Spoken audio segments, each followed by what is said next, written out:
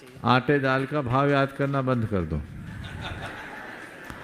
तुम लोग आटे दाल के भाव में उलझे रहते हो। देखो, अब मैं तुमसे एक दूसरी बात करता हूँ। एक बार की बात, 1995 की बात है।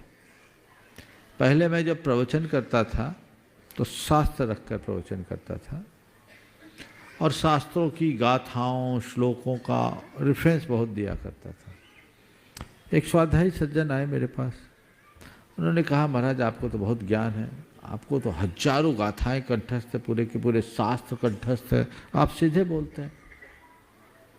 मैंने कहा भाई हमको आटे दाल का भाव थोड़ी याद करना है, ये तो रोज का काम है। हम कहते नहीं नहीं महाराज आपकी प्रतिभा तो असाधारण है। मैंने कहा ठीक, आप क्या करते? बोले दवाई की दुकान। मुझे पता था, और वहाँ की एक बहुत बड़ी दवाई की दुकान थी कि कितने प्रकार की दवाइयाँ होगी, हजारों प्रकार की दवाइयाँ होगी।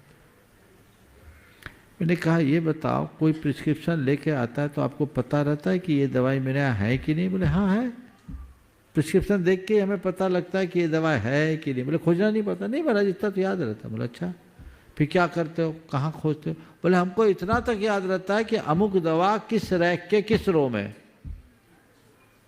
हमने कहा तुम तो अभी बोल रहे थे हमको कुछ याद नहीं रहता, अब तुमको हजारों दवाइयों की नाम याद है, वो है कि नहीं है ये याद है। बोले महाराज ये तो हमारा रोज का धंधा है। हमने कहा ये हमारा रोज का धंधा है। मैं तुमसे पूछता हूं, तुम कानून के व्याख्याता हो, आईपीसी के अंतर्गत कितने कानून है? 504, हाँ, 506 और जितनी धाराएं उपधाराएं और सुप्रीम कोर्ट के जितने नए और हाई कोर्ट के जितने नए जजमेंट्स आते होंगे वो ध्यान में रहता है कि नहीं? हजारों याद होंगे कि नहीं? कमोबेश ध्यान में रहता है। क्यों रहता है? ध्यान में वही रहता है जिसे तुम रखना चाहते हो। 100 बात की एक बात। इसलिए ये बात भूल जाओ कि मुझे याद नहीं रहता। सच्चाई ये कि मैं याद नहीं रखता। समझ गए?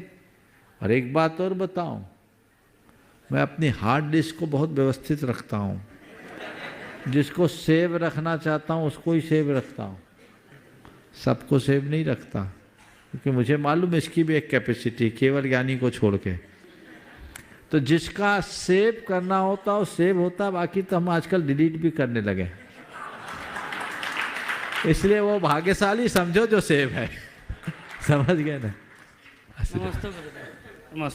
उपस्थित हो श्रीमान।